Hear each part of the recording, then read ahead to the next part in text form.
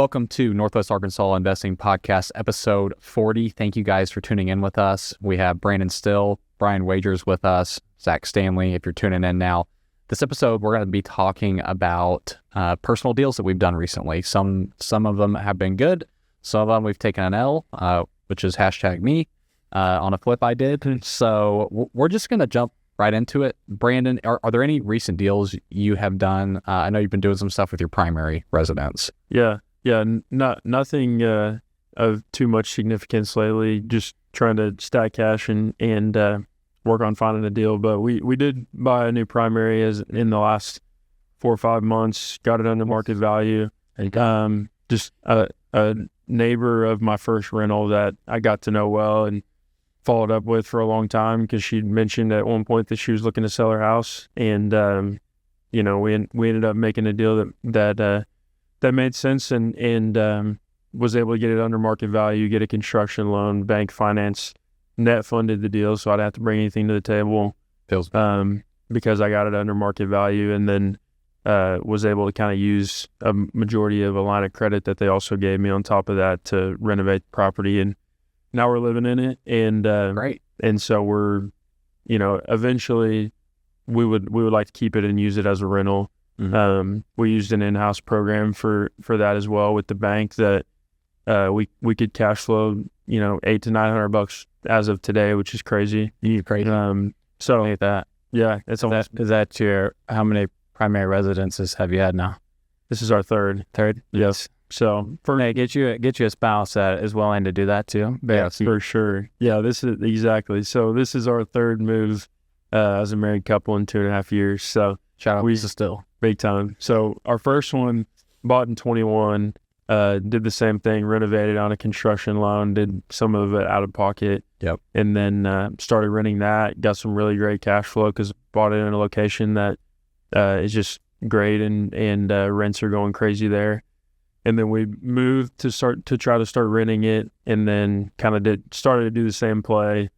We lived there for about a little bit less, or I guess right over a year. Mm-hmm. We found this other one. Weren't planning to move that quickly, but we ended up getting a deal on it. And construction loan and line of credit? Not on the second one. No, this most recent one. On the most recent one, construction line of credit. Yeah, exactly. Not. Yep. Yeah, yeah. I mean, with the personal stuff, I always recommend, when I was first getting started, that's how I, just levered 100% leverage, take it as you can. When you get in larger stuff, you have to be a little bit more careful. Yeah. Well, we basically the way we did it, we got it under market value enough to where they net funded it. They gave us a line of credit on the loan. I guess we had an additional line of credit because the equity position was big enough. Mm-hmm. And then, we used a line of credit that we had on our first rental to kind of do some of the renovations and then paid it off pretty quickly. I wouldn't never recommend to hold something like that on a line of credit because interest is high, obviously. Right. But anyway, that gave us the ability to, then we refinanced. And so now we're, new equity position is, obviously well above where we're at. And so now we're, maybe 40% leverage right now or something. That's great. Like that. Yeah. 40% leverage on which primary home? On the current primary home that we just bought. So really good. You still own your first two primaries? On the first one, the second one we ended up selling. Nice. Kind of recouping that investment we put in and putting the additional into this one. That's great. To make it a little bit nicer. So congrats. Plan on being there for a while. But feels good we were kind of going to run that play of move. But just kind of seeing the benefit. Better to have a home base and focus more on, things that can cash flow and just finding deals rather than trying to squeeze every dollar out of little moves. That's awesome, man. Great. Yeah.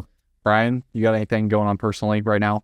Man, it was a slow beginning. It's 2024, December 12th. It was a very slow beginning of the year. I mean, like halfway through the year, I was like, man, what the heck? Yeah, it's just doing current operations. But end of the year, kind of put together a couple of things. We're getting ready to, Elevate is getting ready to launch a pretty big one here in Northwest Arkansas, but we're launching that as a 506B chassis, so we can't really talk about the details, but that'll be coming soon. Apartment complex. For the listeners, what's a 506B? If 506 Means they'd have to kill you. Yeah. Sure. 506B is a SEC filing that is open to non-accredited investors. So non-accredited is $200,000 or more. Non-accredited is $200,000 or less. But with a 506B, per the SEC, you can't talk about it to the public, the general public. Once I make a post about a deal, then I would have to do what's called a 506C and only offer that to accredited investors. Yep. For the SEC, if you're making over $200,000, you should know what you're doing with your money. But the other argument is for people who aren't making $200,000 is, well, I want to be, making that, I want access to these private deals. So they have the 506B exception. But that's cool. We could have a whole podcast. Yeah. Structure. That's a good idea for another one. Structure and legal. Putting together that one, that'll be next year. So probably closing April of 2025. Huge. Working on a development with Omar in downtown Springdale. See what comes of that. I bought an 8-unit for myself, so I had my brother-in-law in it. We owned it free and clear for about 6 years, and we tried to sell it. Didn't really get what we wanted, and I ended up. I was like, hey, if we structure this right, I'll just buy this for myself and get everybody what they wanted. So yeah. That's great. Bought that for myself. It's awesome. So Great spot. That's amazing. Yeah. I recently finally closed on a flip, and I lost $15,000. I would love to explain a little bit what went wrong with it. I have had a ton of wins this year. It's been the highest production year I've ever had in real estate. It's been super busy, lots of great things. I closed on a new build, made money on it too. But this flip, I think here's what happened is the bank evaluated it. It was an in-house appraisal, and they evaluated it really high. I think it was probably a desktop appraisal. And so I said, sweet. They said, what's a desktop? It's more so they don't drive out there. They're just at their desktop, and they're just like, here's some comp. Sight unseen. Yeah, I think that works. The thing with this one was I bought it for $170. I thought my budget was going to be like $50K for rehab, which would put me at like $220. And I was like, all right, $220, ARVs, $315 from the bank. What could go wrong? Are you also doing a sight unseen bet where you can? This was a full breakdown from a guy I paid to renovate it, and it was a very professional thing. And this is no scope of work from him, line item by line item. No fault to him. It was just kind of I would probably buy it 9 out of 10 times again and again. The neighborhood I think I overdid the build. I overdid the flip. And I made it like I would want to live in it. But the neighborhood, people leave their stuff in the front yard. It's a little gross. So no one was going to buy it for $315.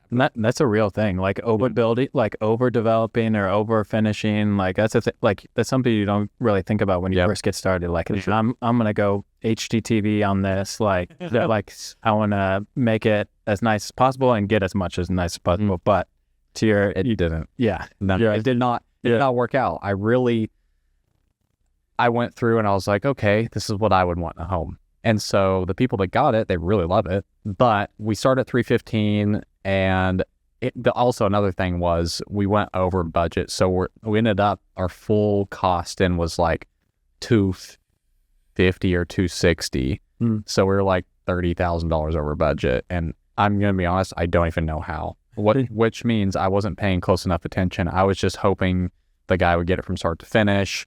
It ended up, we got cut it to the final, and I was like, dang, it does need to be painted. There's another $5K. Dang, these trees that are leaning over the house that could fall in any day do need to get taken out. Okay, that's another $5K. So I've learned more than $15,000 worth of things in the process. One of those being, I'm not going to do a flip unless it's a killer deal. Another thing is, I really know some things to look out for now. And so I learned more than $15,000 worth of value, which was good. But we kept dropping, and finally got to the point I'm like, I'm not going to make my interest back. I'm going to actually lose money on this thing. And so I just finally got it gone, I was actually super relieved, and thank God that the $15K didn't hurt super bad and was able to just move on down the road. But learned a lot through the process, and now Tori and I are starting on our new build that we're going to build up in Rogers and do an equity play to where I build it as my primary, move into it, have the big equity that since I'm actually going to be the GC on it. And then in 2 years, you're able to sell that and roll that equity into the next property that I build. So going to be doing that for a little bit. So yeah, love the authenticity here. yes. And you got to talk about the losses too. I love that. It's a seminar. You know, you're taking yourself to school there with 50.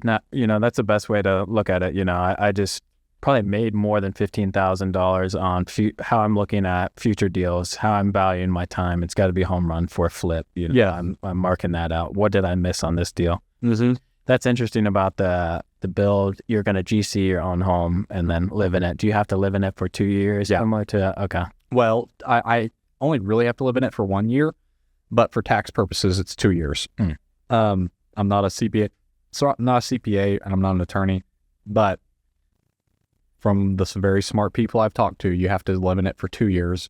During that process, probably around year one, like I'm in there for 12, 13 months, I'll probably start on the next build.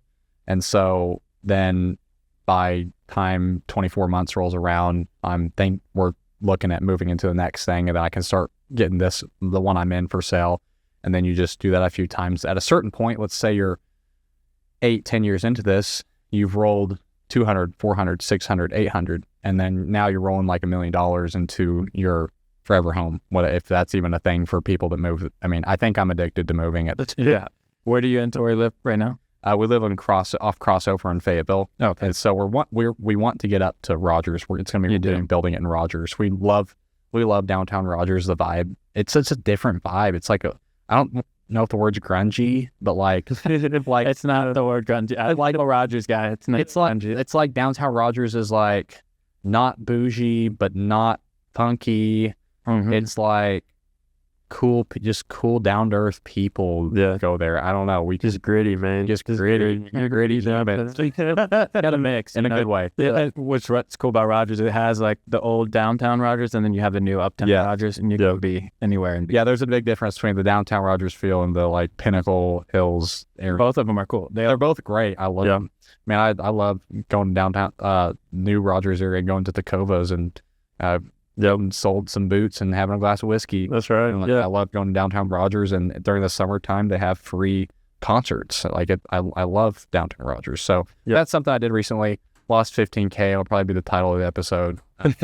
So I think there's a great lesson there too, just to finish. But look, you really can, for all the flippers out there, you really can over renovate, and that's something you got to think about if you're buying in a location that doesn't have the ability. If you don't see the ability for that price point to hit a certain threshold, maybe you shouldn't put quartz countertops in or whatever. I mean, I just things to think about it for.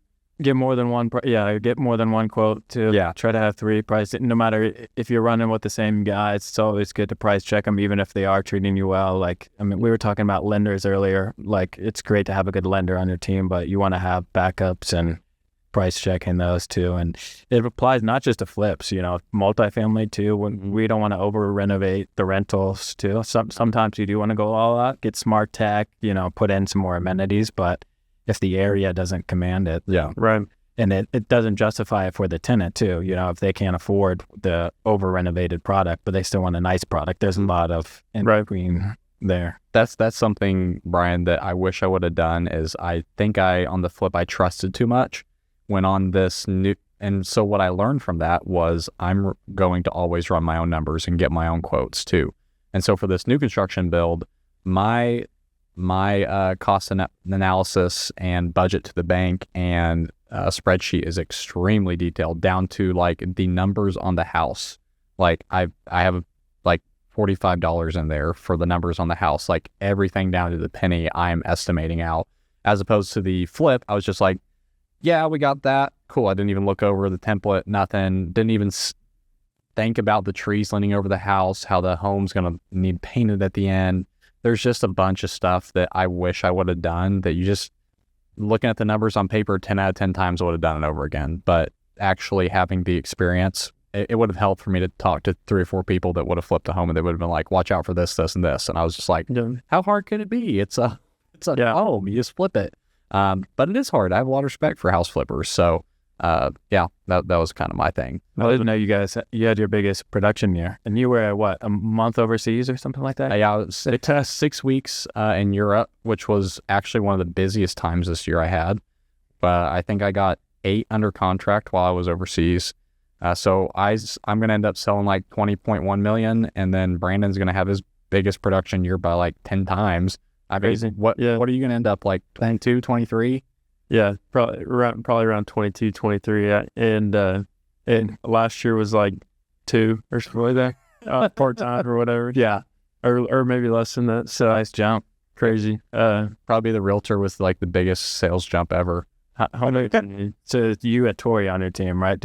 Well, yeah. I mean, it's me, and then Tori's doing social media. That's for she does women's disordered eating. And she has like this big Instagram page that went from 17,000 followers to the last 60 days. She now has 230,000 followers. And so we're figuring out how to turn that into a business for her. She has her license and we're a team, but Zachary does all the production. Yeah. What about you? You have people on here? Just no, just me right now. Have like transaction coordinator and those kind of things, but just myself and Me and this guy, Jackson Hogue, Zach knows him. You'll have to meet him sometime. Him and I kind of work together. So basically him and I will just go in and, hold each other accountable to the things that we want to do. And so he's on your team? We've got our own businesses. He does his own. I do. He's not a part of that 22 million? No. So your transaction coordinator is, how many people are on your team within that? Like, so you got a transaction coordinator. Do you have anybody under you? That's it. No. That's it? Yep. So that shows you what can be done. Like one man can get a lot done. Yeah, 20 million. Him and I are the same exact setup. Transaction coordinator, I only use one title agent. I have a lender I use a lot, but it's really me and the transaction coordinator. So like between Brandon and I, we sold over 44 million worth of real estate this year. Crazy. Yeah. So maybe we start a team. Yeah, it's our team. No excuses, guys. I mean, get after. I mean, the market will reward those people who are hustling, whether it's a down market, up market, sideways market.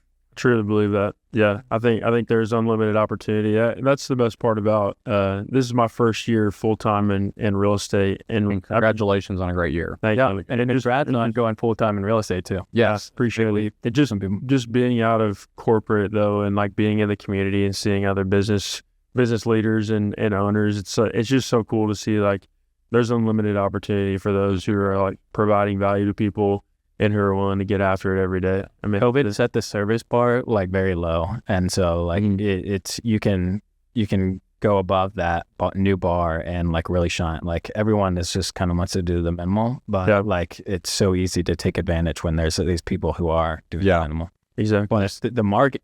So I guess the counteract to that is the market has made it harder. You could be over here and say, well, interest rates are hard and I'm having to make way more offers now, but at the same time, that weeds out a lot of people too, like because you have these people in this corner that want to point to all the bad things, but you can point to the good things. Exactly. I think for investors too, just thinking about it, like there's owners that I've been talking to since 2020. You probably have a longer line of owners that you've talked to, apartment owners or whatever in Northwest Arkansas and other places, but like I looked back at one the other day. I've been talking to this guy since early 2021, wanting to buy his place. Didn't have any money at the time, but was just trying to figure it out. And we've created like a real relationship now. And but I'm continuing to follow up with him. Mm-hmm. And he's like, I feel like we're kind of right on the cusp of he's willing to sell.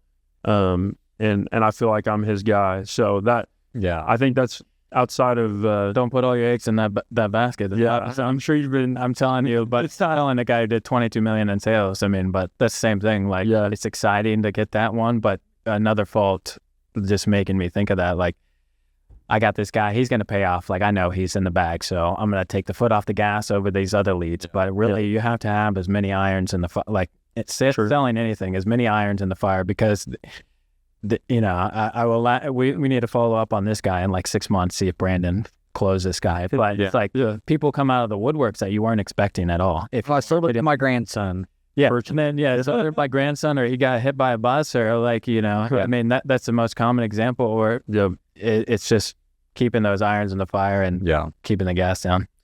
Thank you guys for tuning in to episode 40 of NWA Investing Podcast. Episode 44, whichever way it's going up there. But 40. Thank you. We'll see you on episode 41. See you next time. Love you guys. Love you guys.